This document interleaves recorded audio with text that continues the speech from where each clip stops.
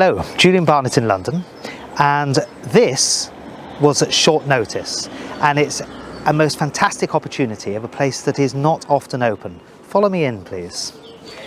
This is St John's Lodge and Gardens in Regent's Park. Now, I'm going to do a whole session on Regent's Park on another occasion, but as I was wandering around the park today on a really beautiful spring day, I found that the gardens were open, the gardens of St John's Lodge.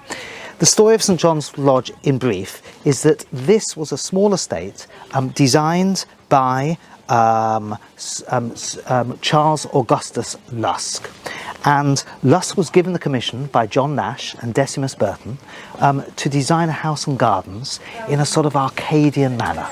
It is not often open, so when I was wandering through the park today, I thought, wow, I've got to do this. So here we are, we're walking down now through the archway and into the gardens itself. Follow me. So after walking down that beautiful passageway, look at this. Here we are in the middle of Regent's Park, which of course is in the middle of London, and you have this exquisite garden.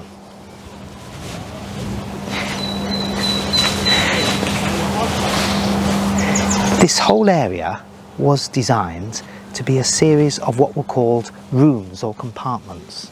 So you had a series of little squares on either side of a broader area. And right in the middle is this sculpture of Hylas and the nymph. I'll return to that shortly. Come and have a look at this house here.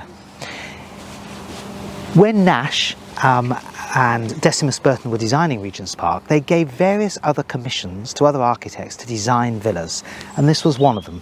Built in 1813, this beautiful, beautiful arcadian looking villa in the Regency style was built, and it has passed through many hands of ownership over the last 2 centuries.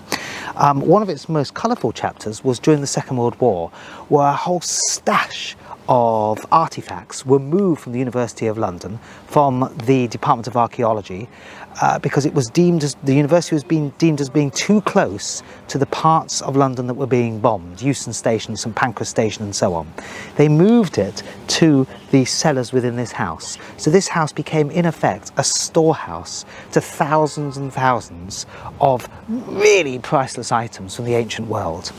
It has since passed into various hands of ownership since the Second World War, currently owned by the Brunei of Dar es Salaam family, who spend, I'm told, a month a year in this place, but it's an absolutely beautiful spot, as you can see.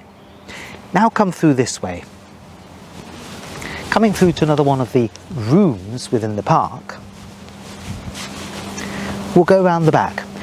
Each of these beds, although not at the moment in full bloom, within a month will indeed be in full bloom, but because the gardens are not that frequently open, I didn't want to take the chance of waiting till the summer, because who knows, this place might not be open.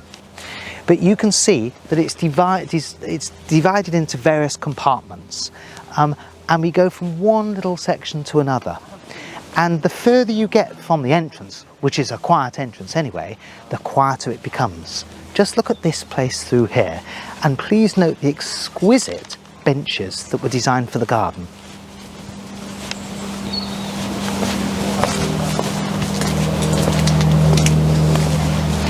How about that? Isn't that beautiful? Peaceful. The benches were actually made just 30 years ago, but they were modelled on the exact designs of the original benches put here when this garden was put in place in 1812, just prior to the house being built. Everything is based upon peacefulness. Everything is based upon the idea of symmetry and what is pleasing to the eye. Now if we turn, we can see this wonderful view of the house and the garden.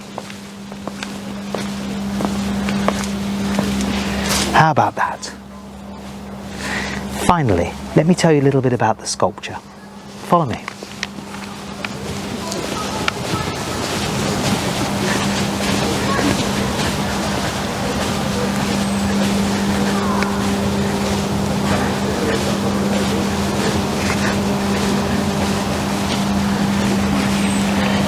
So there we have him, Hylas and the nymph. Hylas is on top, and the mermaid, half nymph, half mermaid, is there grappling Hylas's legs. Hylas, who was he? He was one of the heroes that sailed with Jason and the Argonauts across the various seas and oceans of ancient Greek myth in order to find the Golden Fleece. Hylas was one of the heroes of that voyage. But there was a great tragedy. Although the Golden Fleece was found and Jason came back with his Argonauts with the fleece, one of his most loyal lieutenants, Hylas, was pulled down by this, half mermaid, half nymph, and he was kidnapped. The nymph was the nymph of spring, and Hylas, the hero, was never to be seen again. Look at the face there. He's about to be pulled down. His life is about to end. His time with Jason and the Argonauts is soon to cease, and he would never be seen again. And I just thought it was a lovely way to end this whole little tour, which was pretty spontaneous, of this beautiful, beautiful secret spot in London, by looking at Hylas being pulled down by the nymph, the mermaid of spring, on this most beautiful of spring days. Thank you.